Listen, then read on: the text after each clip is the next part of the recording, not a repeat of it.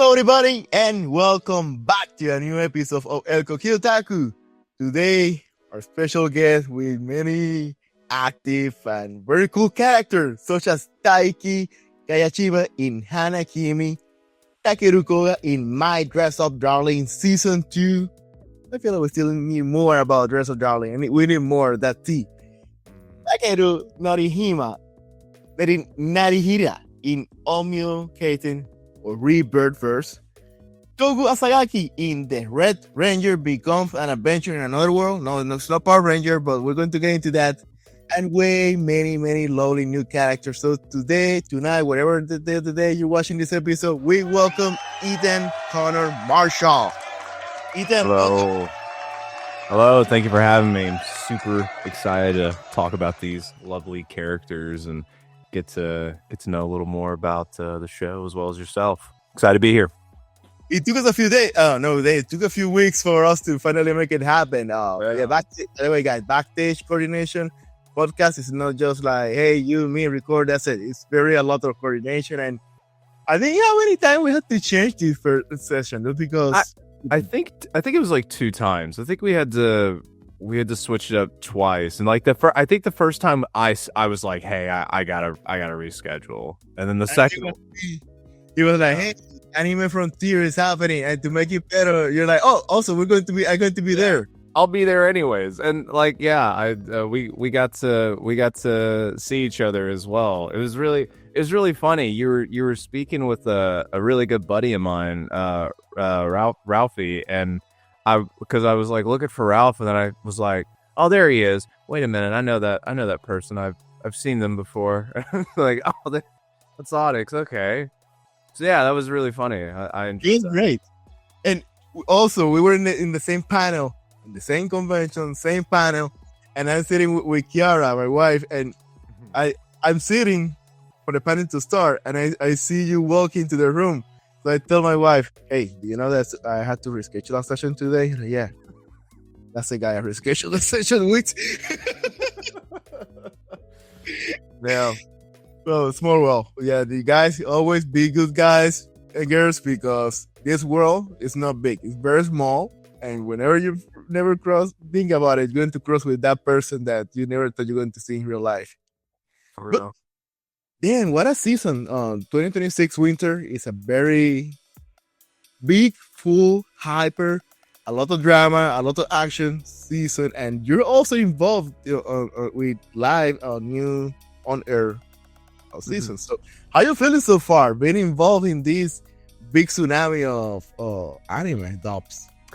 It's it's an interesting, like, what would you call it? It just, I think maybe we'll just start with interesting, just because we have a lot of like sequels coming out, season 2s and things like that. Hell's Paradise, Frieren, and it's sort of which, by the way, I'm in none of those, but it's but being a part of some of these other shows that we have, like Hana-Kimi, is always interesting, because I feel like we always have maybe 1 or 2 really good sort of romance or rom-coms that come out, and I think another really good one that's out right now is You and I Are Polar Opposites, which I believe Brandon Acosta is the lead in that, and Celeste Perez, if I'm not mistaken. But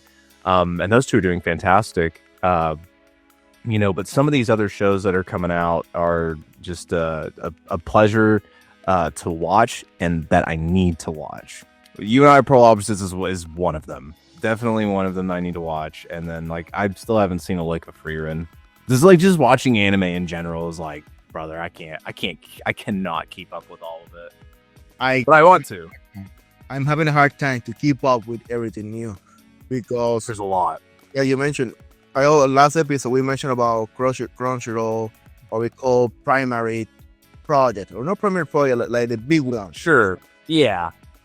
But this year, and this season, I'm surprised how the hell Crunchyroll is managing so many big and secondary big projects, plus awards, everything going on in the next 3 months, and in those second wave, of anime project dubs, there's a lot of good drama. There's a lot of drama all at the same time. And I'm here like, holy cow, if you guys were asking for tea, you guys to get drunk with just tea. With so much drama here. And one of those drama, which I thought I wasn't ready to get me involved so deep, is Hana-Kimi. Which I thought that I had seen story like this one before. Yes, all story like Cinderella, we all have story, but the tea flavor, this one is way different.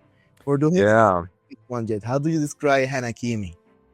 Hana-Kimi, I would describe it with giving a slight bit of context, and this is just rumor on the street. I don't know if this is true, right? I haven't done my due diligence, but from what I recall, it's a older manga, right? It started out as a manga, of course, and got very, very popular, I believe in the 90s. I'm totally like spitting like wrong facts. I hope not. But and the reason why I say that is just because it is a lot of influence was taken from that story into shows that people might recall, like Ouran High School Host Club, for instance.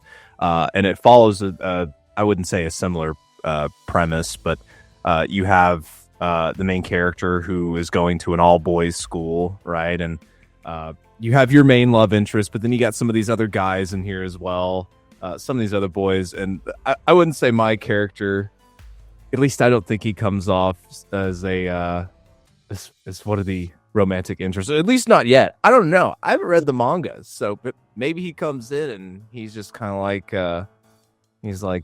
turns out I felt this way about you the whole time.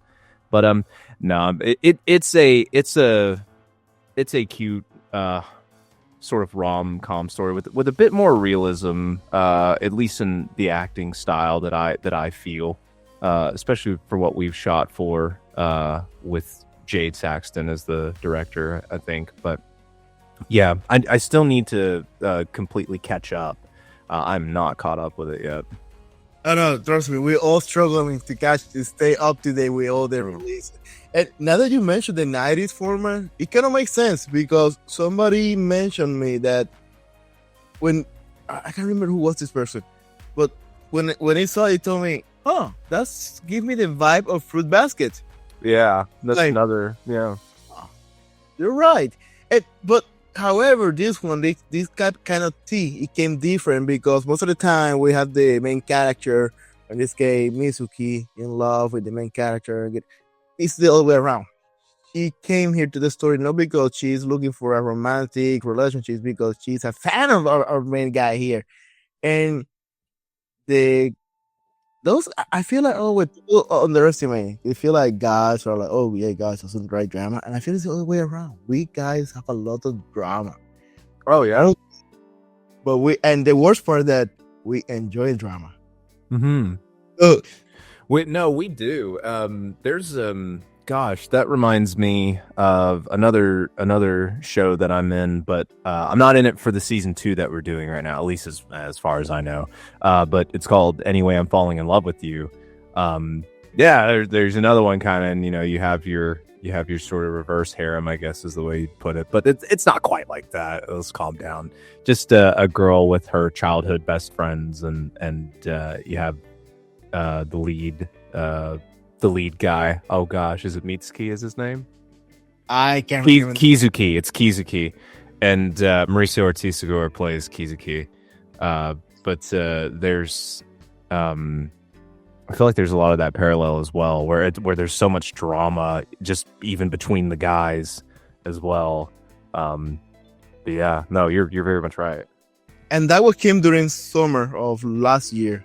Yeah, perfect timing because the anime the whole series have a summer vibe, which was perfect timing. And yeah, it's a really lovely story, reverse harem, but it is a soft reverse harem, not aggressive. But yeah, Kayashima. So how the experience of being involved in this kind of role when it's like all guys? People say, "Oh, guys have been all punching." No, it's all way wrong. It's drama because we guys are very dramatic. Oh, very much so. Yeah, especially in our field.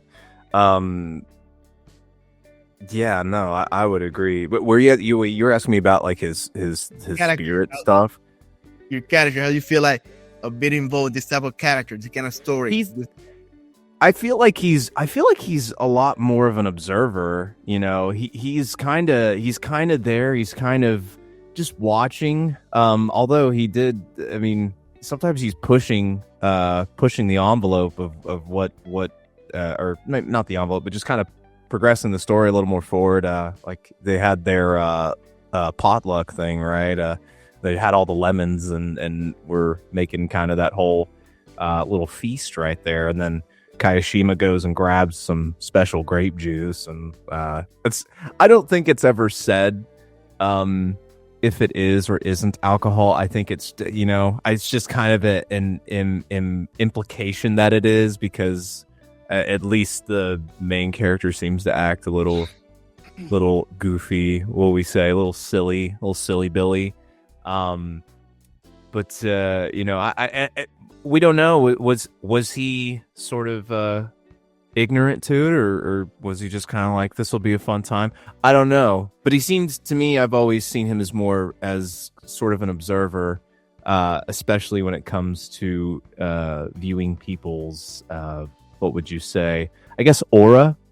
I don't know too much of the why or the how, but it's heavily implied that he's like, he can sort of see spirits or people's like aura or soul, and that's kind of how he I wouldn't say judge, but maybe so, maybe that is the correct way to say it, but he sort of gets a feel for a person.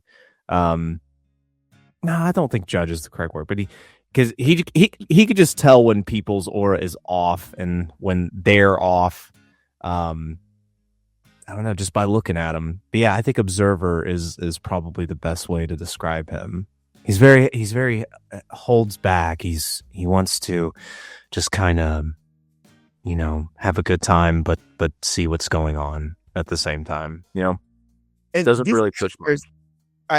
I never underestimated this character, because most of the time, or many times, this character solve like drama movers, pushing the drama in one direction, or the one that sometimes they spin or add those extra spice to the story, such as Takeru Koga in My Dress Up Darling, which you may say, oh, just a background character, but the guy knew when to bring the season to the drama that was going on at the same time. So everybody know Dress Up Darling at this point, season 2, we need more of this great drama. It was a good ending, which also I'm fine with the way you wrap it up, but I also like, yeah, I'm open for more.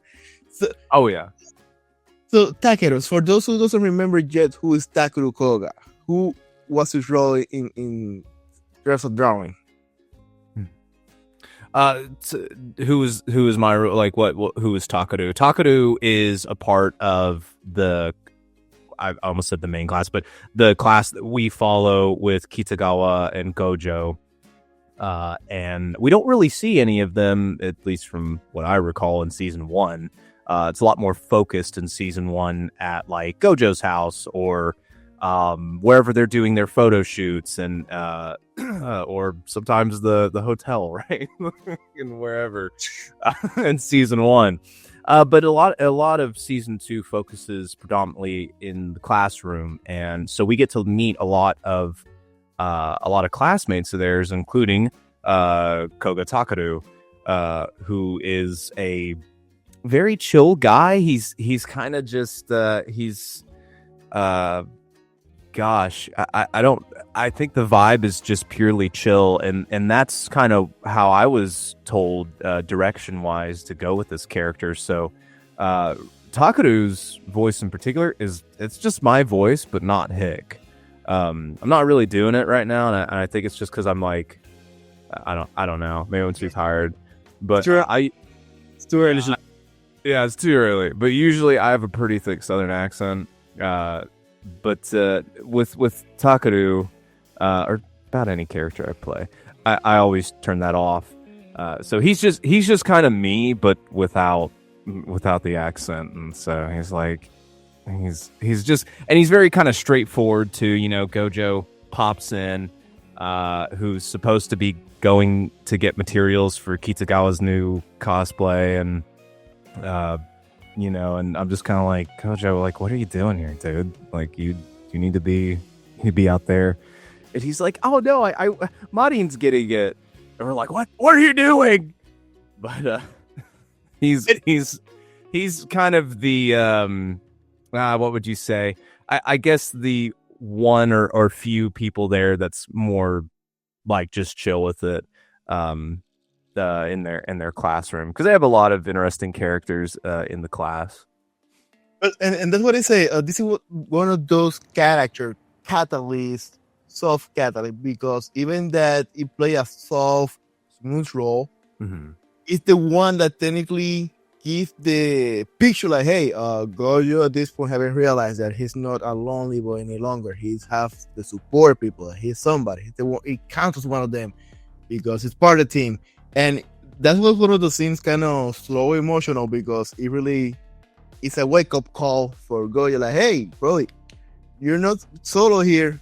Yeah, you have friends now, and yeah, that was another thing is that we got to see a lot more in season 2 is like, hey, it's not just this girl that cosplays that likes you. It's like there's you can have friends. You're not some random weird kid, which I know at least in like season 1 we saw a lot of sort of his growing up, kind of getting picked on and stuff as a kiddo. So yeah, it was sort of, it's a good way to put it as well. It was very much like the wake up call, as you put it. Yeah. By a very cool with nice full piercing guys and messy hair. Yeah. You mentioned that you have a strong Southern accent. So Southern accent, superhero also too, because you're a back technician during the day and superhero voice actor during the night, or sometimes it's the other way around. You're the vet during the night and voice actor during the day. How the heck you end up here from us? First of all, so you're from Texas, or yes, yeah. I'm from a small town in Texas called Athens, and it's like I'm living in Dallas right now. It's like hour and a half, maybe 2 hours, depending on traffic from where I'm at, and like southeast. But yeah, it's very like that accent's pretty strong throughout, which like I'll try and kind of sit back into it basically so you can kind of hear it. But like I was born in Athens, but a lot of like originally a lot of my childhood was kind of going from place to place because both of my parents were ex-military, so we were living on different bases and things like that. But eventually we settled back into Athens, and I think when I was about 15, I don't really know what it was that kind of pushed me to look more towards like doing acting, but it's when I started really watching anime. I grew up watching Dragon Ball Z, but I didn't know that was anime. As a kid, like I didn't know that this is a genre called anime. I was like, this is my favorite cartoon. I love when Goku punches him. Like that was me as a kid.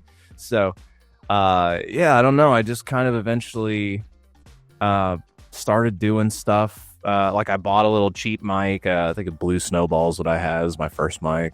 It's a Blue Snowball, and just kind of did stuff online or tried to. And over the years, through failure, I got better. And it was in 2023 where I did my first show. I did MF Ghost.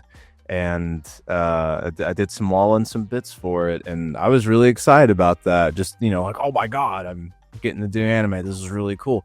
And now we fast forward 2 years, and here we are. And there's, gosh, it's even I'd always been told from when I was 15 doing it all the way to now, or all the way before I was doing anime, where it's like, yeah, you're always going to be learning.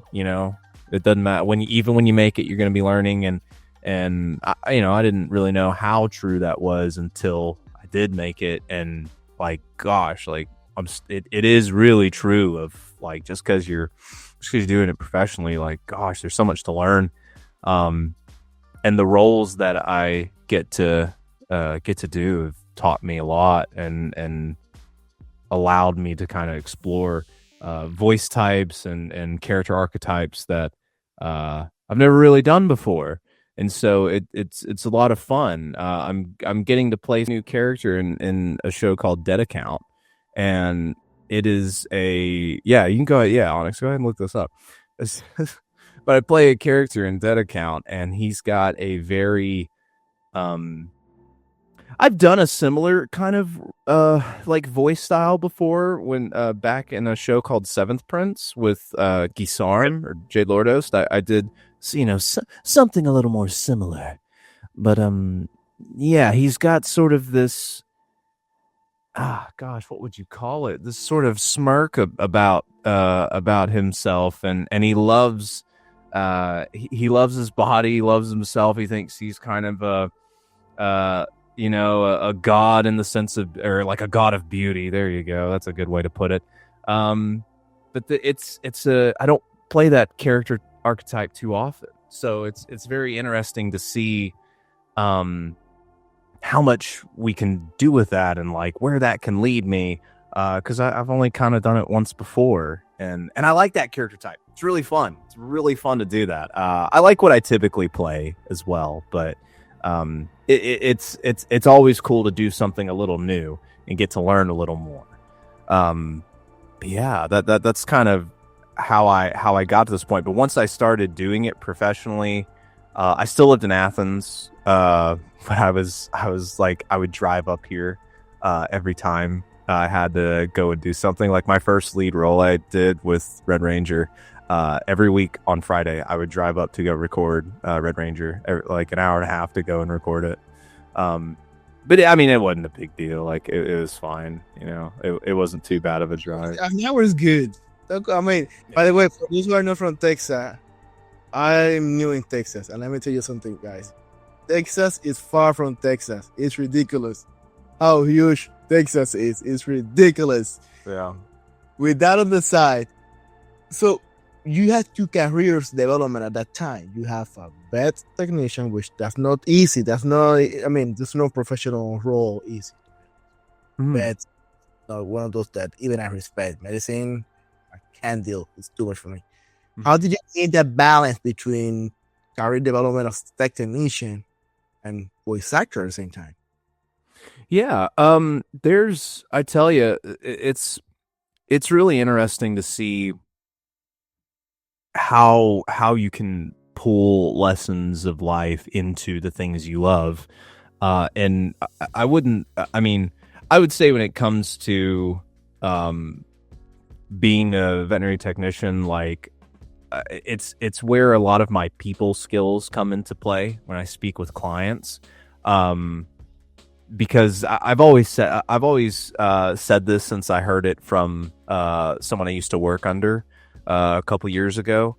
But they had an interview. They did an interview, and I can't remember exactly what the question was that he was asked. But his, kind of his main shtick about it was like, look, veterinary business is really a people business.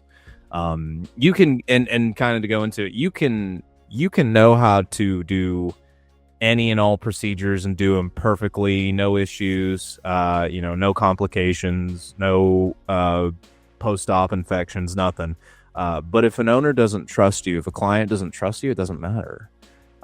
So, there's two sides of it that you really need to be good at. And that is something that I strove to be very, very good at, on top of the medicine side of it was the people side of it. So it is a lot of being able to explain things to someone, and just develop that trust. And when I take that into voice voice acting, a lot of it is purely it's kind of just instinct at this point of like the flow of how I might say a line, or I go off of what was said prior, which will influence how I say my next line.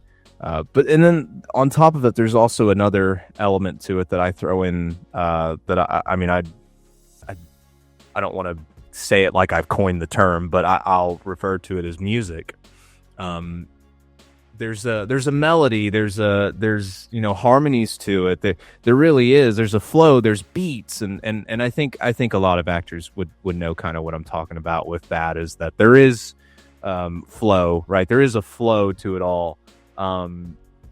It's, to me, it's the same thing with vet med. There is a flow to it. There is the on the client side, right? With the kind of the actual vet works protocols and skill that you just get from doing it. I've been vet teching for about 5 years now, almost 5. But yeah, you really can pull a lot of sort of what you learn from one job into the next. And just so in life, you can pull things, or hopefully you're trying to pull knowledge from any and everything you either do or learn from someone else. At least what I try to do. And I don't say this very often, but I always say that people underestimate the importance of acting. I did it sadly in early years career development. Why sadly? Sadly, because now that I'm in the professional field, I'm like, damn it, I could have learned a lot. For example, this is the best way how I always say I'll sell this problem. Religious leader, pastor, priest, lawyers, sellers, politicians, they have all something in common. They always have to sell something to the person. People didn't need to buy it. I trust most of the time. Even a lawyer, when they're at court, they don't say, "Oh yeah, my client, he just defend himself because they were shot at him." Defend himself. No, you're going to see the lawyer. My client was on border, and he, because the Constitution, and they make the drama, and because those drama feel that the message delivery, many times they achieve stuff, obtain stuff, even without really knowing the stuff. So there's no point. You know the technical details. You don't know how to deliver the message or sell the idea. And I feel like acting is all about that. When you're projecting, when as an engineer, as a doctor, when you're speaking in a full room of other doctors, you need to know how to tell them, even family, when you have to deliver a bad news. That's why we have a Dr. House. He's a grumpy person. Oh, you're dying. No, you don't do that. You need to know how to properly deliver that message, even that you personally doesn't feel like to be in that temperature, but you have to for the sake of the other people. So that's why I keep saying, sadly, I underestimated acting early in my years, and now I'm like, what a great skill that I missed my chance to polish those. You don't have to, but you don't have to frame it as you missed it. I mean, you can.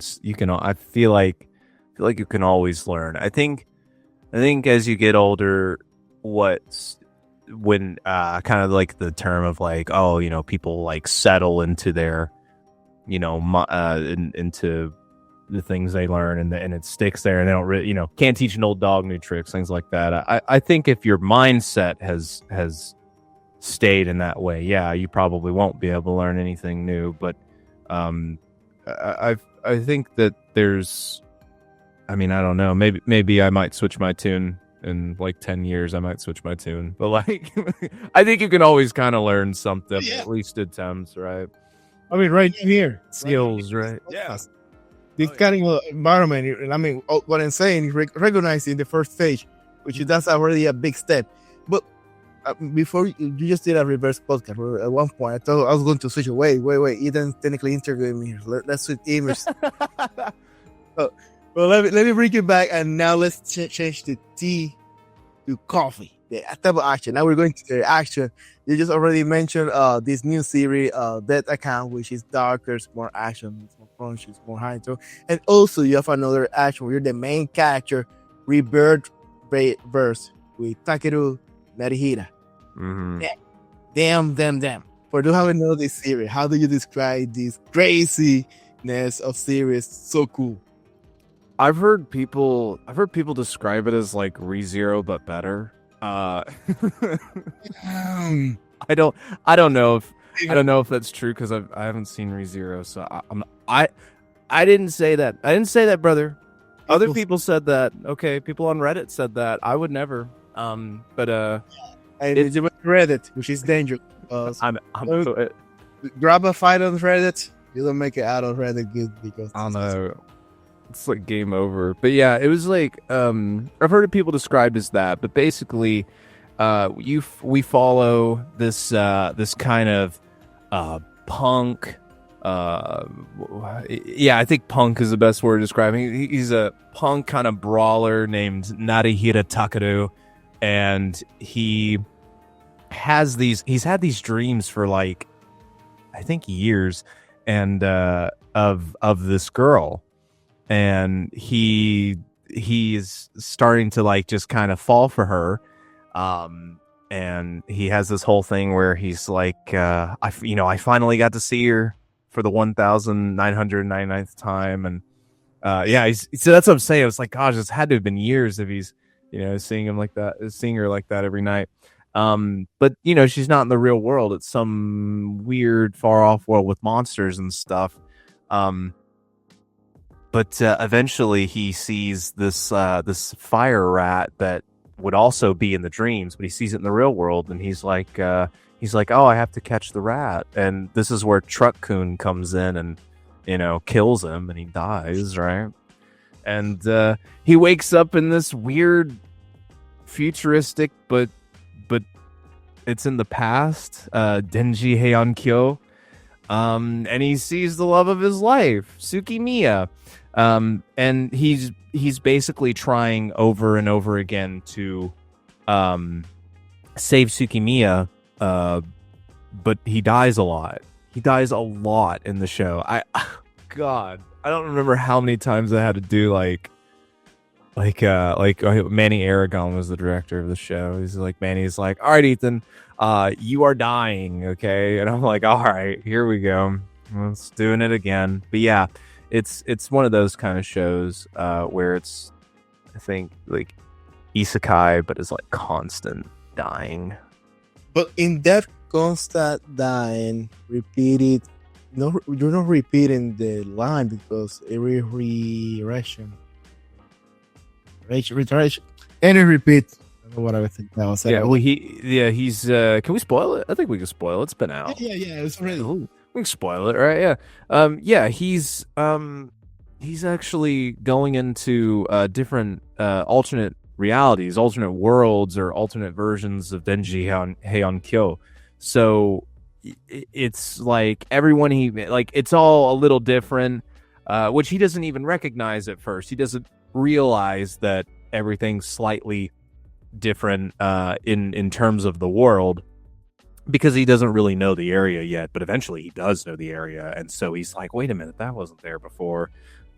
He's just kind of recognizes it all. The only thing he just seems to, he thinks it's time travel initially, because it's like, oh well, no one knows who I am, that makes sense, and I'm waking up kind of in the same spot. Yeah. No, and he's trying to just kind of figure out, like, well, she keeps dying, and I don't know how to change that. And it seems every time, even if I'm getting stronger, she just dies another way, and I'm just trying to figure out a different way to do it. And then on top of that, there's the black mist that seems to crystallize people, and these like monsters come out and kill all the people that are frozen in crystals. And so now he's trying to fight that, and he learns these techniques called Onmyo techniques. And yeah, it's a very shonen fighty anime, with honestly not my favorite ending, but I know. but I love this show. Just the ending, I wish there would have been, I don't know, either a cooler ending or maybe a more definite, like, more details. more. Yeah, more details are like just something that would kind of indicate that maybe they're going to do a season 2. Who knows? I don't know. It's an anime original, so if they do a season 2, they ain't doing it anytime soon because oh gosh, David Productions is working on part 7 of JoJo's Bizarre Adventure. They ain't gonna mess with Onmyo Kaiten right now. I mean, I wouldn't suspect. Who knows? Something that we learn for anime industry: never say never. You never know when 13 years later there's a season 2 of X series. I mean, we're still waiting for freaking hell, I just forget the name of that series. No Game, No Life. Yeah, thank you, dude. Yeah, there's a great one that they need to do a season 2 for. They'll never do it. I'm so sad. But at any point, so when you're in this type of characters, reliving once on a time, even if it's a different slightly different, do you have any like physical toll that you're like, am I doing this again? Or you never, or you just feel like straight new as the voice actor every time that you have to repeat? Well, at least when I come in and I'm doing it, I think the best way to describe like Takeru as well is kind of just like he's clueless of what's actually going on, and so that's a lot of like this sounds like exactly what it sounds like I didn't know what I was doing, but what it was is that I specifically would make sure that I'm not looking ahead or anything like that. And you know, the director Manny Aragon as well really liked that I did that, because he was like, yeah, I don't want you to know what's going on, because Takeru doesn't know what's going on at all. So I want the reaction of whatever new big thing is happening, or like when he dies again. I don't want you to know that. Like, you just come in, and because we always cold read, it's like, just come in and we'll do it. And so yeah, it honestly almost is like it. I mean, it's me just seeing it, and I've never seen it before. Like, oh, damn, okay, he's dying again. I'm already shocked that he's dying again. Cool, let's get back into it. But yeah, there was a couple of people, but there's one actor, good friend of mine, Kayla Temshiv, and Kayla plays Shino. They play the little green girl, the adorable little bean girl, and Kayla would always, like, we'd walk past each other in the hall or something, and Kayla would be like, Ethan, have you seen the newest episode of Onmyo Kaiten? They're from the freaking moon, dude. They're from the moon. You need to be there. You need to be watching, and you got to see it. And I'm like, I don't know what you're talking about. Okay, like, I don't watch any of it. So, sorry, I don't watch ahead. Right. You know, I try to just, I'll watch the episode that we did when it comes out, but like, that's it. So yeah. But Kayla's like, they're from the freaking moon, dude. You need to know that. And I'm like, okay, Kayla, calm down. I get it. In 3 weeks, we release it up. I will get there. Yeah, so it was really funny. It was really funny, but we would talk about it all the time. And Kayla was there at Frontier, and they did a Shino cosplay, and I didn't get to see it. I was so sad. Like, you guys, actors. First, when I see you guys in person, I don't recognize it at first. But then you guys decided to go in cosplay. So I'm here like, damn, like Brandon Lorea. Brandon was in cosplay for August from Gachi Akuta.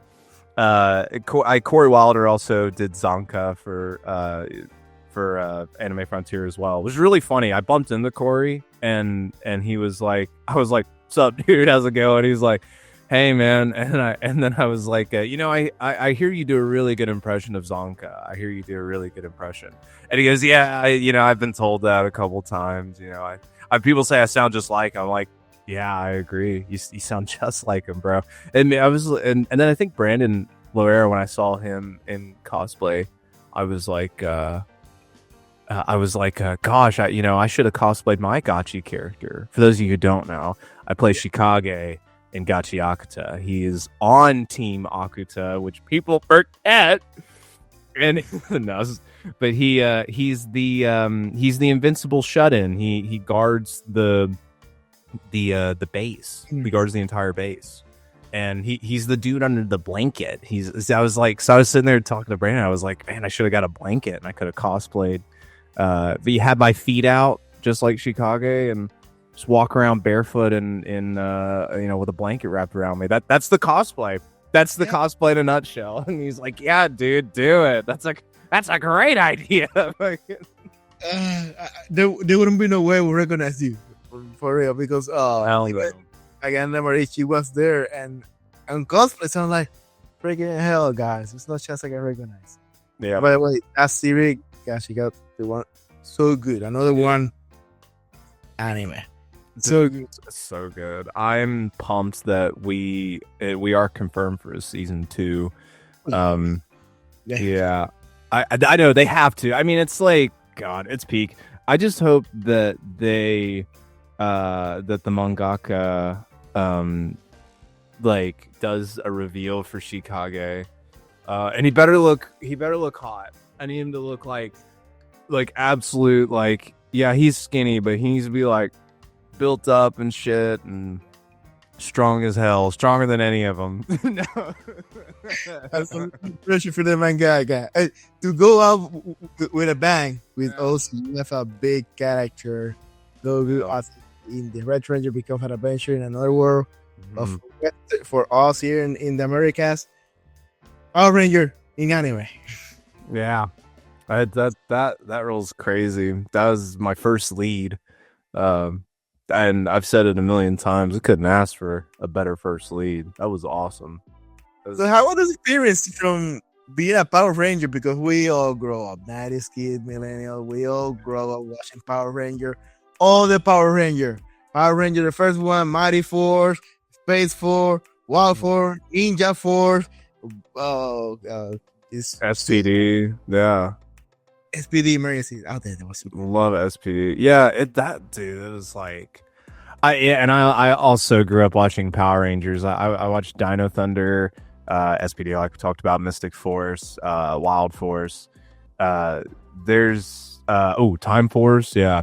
There's like so many really, really good ones that I watched growing up. And it's like people go, well, did you ever watch Mighty Morphin? And I was like, a little.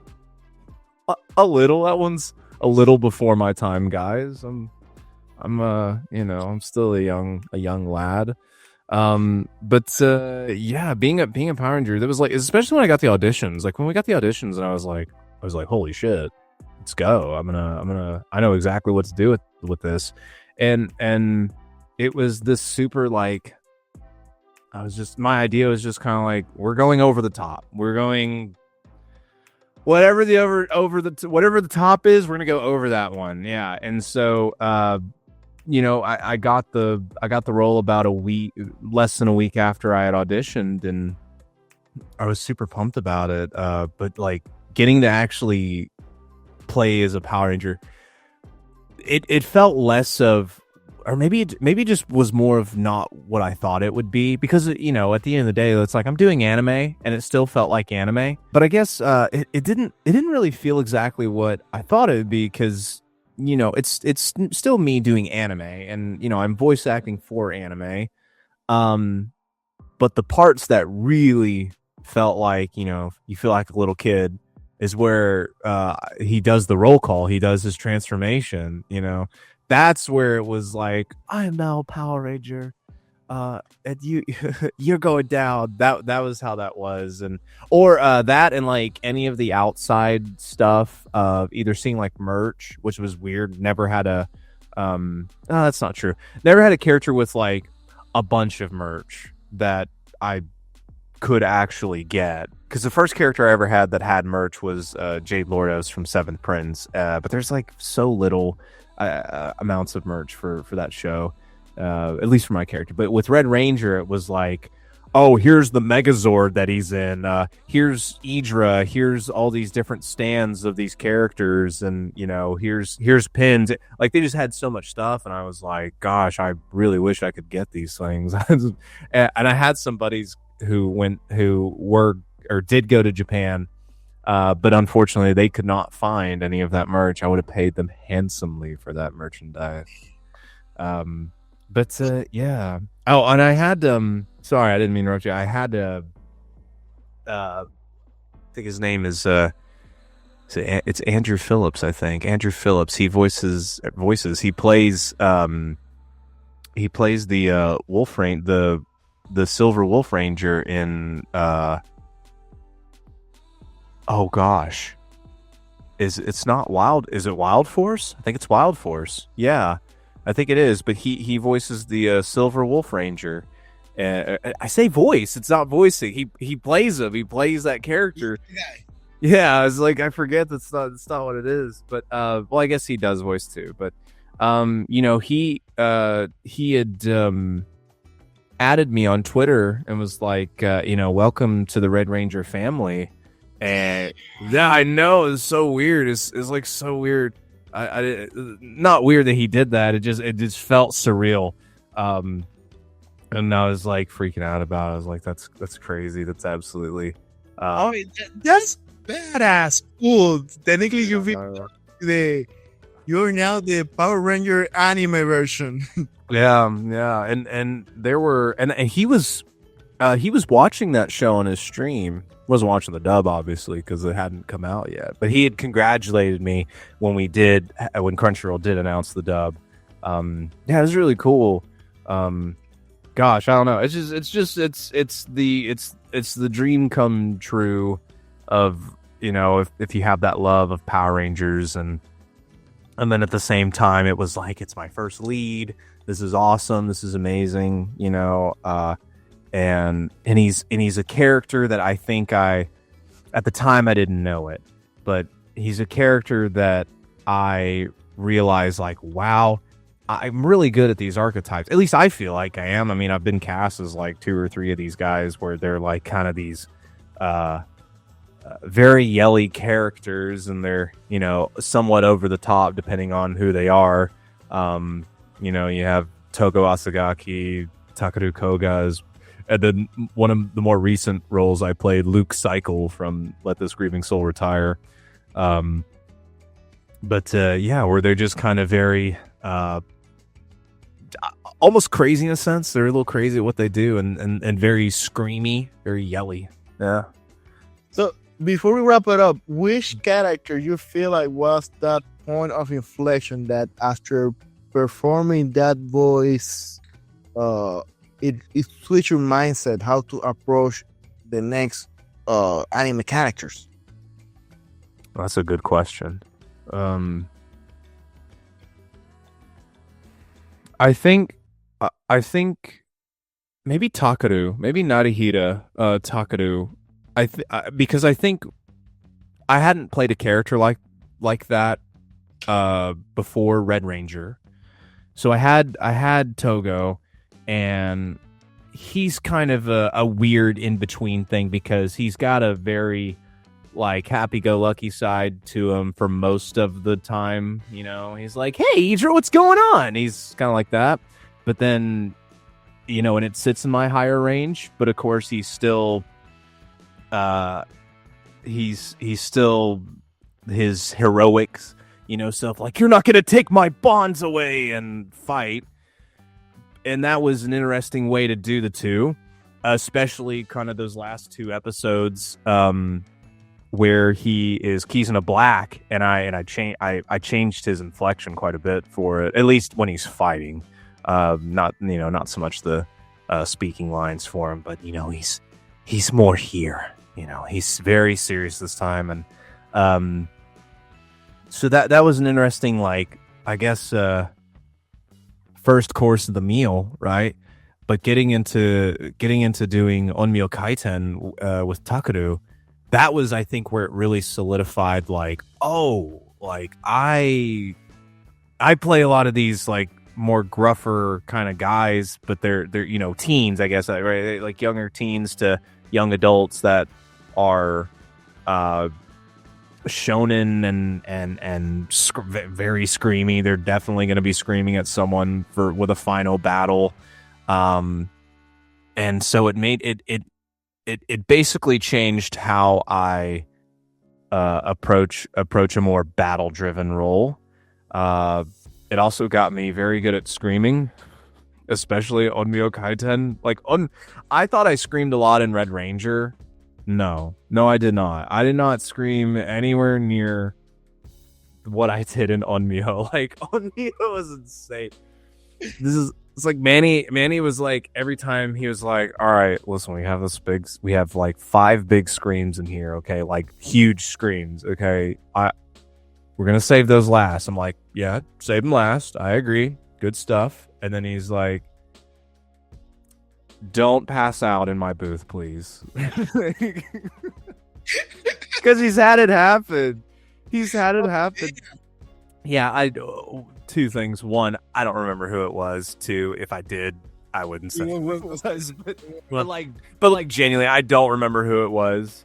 But it was, they were doing a very big scream, and it happens. I mean, I think even I think people I think Sean Schemmel has talked about it before, when recording either Dragon Ball Z or maybe it was Super. I don't remember. Definitely a Dragon Ball, like playing Goku, and he was just like, yeah, I passed out 3 or 4 times doing these ginormous screams. Which it's funny because a lot of the Dragon Ball stuff is where I kind of pulled screams from, because that's what I grew up watching and powering up. That was a lot of, I put a lot of that in Onmyo Kaiten, especially with those big attacks,